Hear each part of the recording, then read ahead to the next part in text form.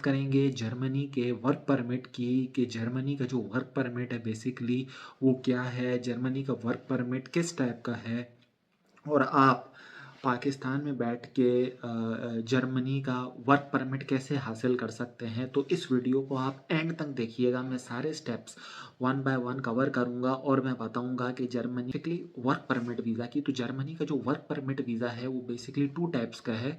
एक तो होता है चांसन कार्टे, जिसे कहा जाता है कि आप जर्मनी में, आपको जर्मनी 1 साल के लिए वीज़ा देता है और आप जर्मनी आके जर्मनी के कल्चर को एक्सपीरियंस करें, देखें कि जर्मनी के कल्चर में आप फिट होते हैं या नहीं, और उस बेसिस पे आप अगर को आपको जर्मनी में जॉब मिलती है तो आप परमिट है जो आपको 1 साल की मुद्दत देता है जर्मनी में जॉब सर्च करने की।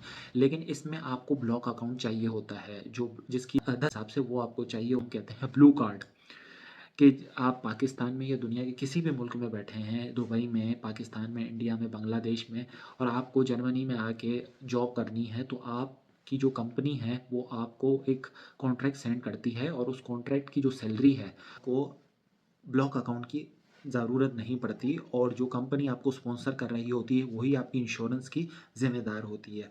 अच्छा, अब ये तो हो गया, ये 2 वीज़ा हो गए हैं और मैंने आपको बता दिया है। लेकिन जो सबसे fastest way of getting into Germany है वो अभी भी चांसन कार्टे है, और जो सूरत हाल चल रही है इसमें हो सकता है कि चांसन कार्टे पे बहुत जल्द पाबंदी लग जाए, क्योंकि यहाँ पे रेगुलेशंस, और जर्मनी की जो रेगुलेशंस हैं और जो गवर्नेंस है वो बहुत टाइट हो रही है। और उस वजह से हो क्या रहा है कि बहुत ज़्यादा वीज़ा देने की तादाद को ये कम कर रहे हैं, और इस वजह से हत्तल इम्कान चांस है कि 2026 के एंड तक चांसन कार्टे को ख़त्म कर दिया जाए एक लेजिस्लेशन के थ्रू। लेकिन ब्लू कार्ड हमेशा ओपन रहेगा।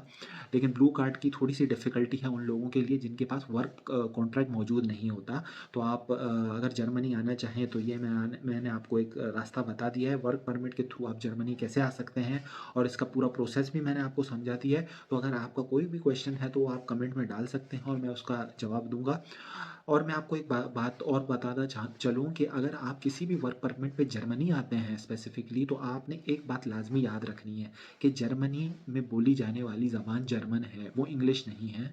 तो लिहाजा अगर आप जर्मनी आएँ तो कम अज़ कम आप A2 लेवल, मैं ये कहूँगा कि कम अज़ कम B1 लेवल करके आएँ, ताकि आपको जर्मन सिस्टम समझने में आसानी हो। और जर्मन जो पूरा एक इकोसिस्टम है उसको समझने में बहुत ज़्यादा जब आसानी होगी, आपकी अंडरस्टैंडिंग होगी, आपको लैंग्वेज समझ में आएगी, तो आपके पास अपॉर्चुनिटीज़ बहुत ज़्यादा होंगी। तो ये चीज़ें आप अपने जहन में रखिएगा। और ये 2026 का जर्मनी है, ये 2025 का जर्मनी नहीं है, 2024 का जर्मनी नहीं है। लिहाजा यहाँ पे जॉब ढूंढना अब बहुत मुश्किल है, लेकिन जिनके पास लैंग्वेज है वो जॉब बहुत ही आसानी से ढूंढ लेते हैं। तो इसलिए मैं आपको कहूँगा कि जर्मन ज़बान पे अबूर हासिल करिए, मुकम्मल नहीं थोड़ा बहुत सीख के आइए, क्योंकि अगर आप यहाँ पे लैंग्वेज के बगैर आते हैं तो आपको बहुत सारे मसाइल का सामना करना पड़ेगा। और जिस तरह से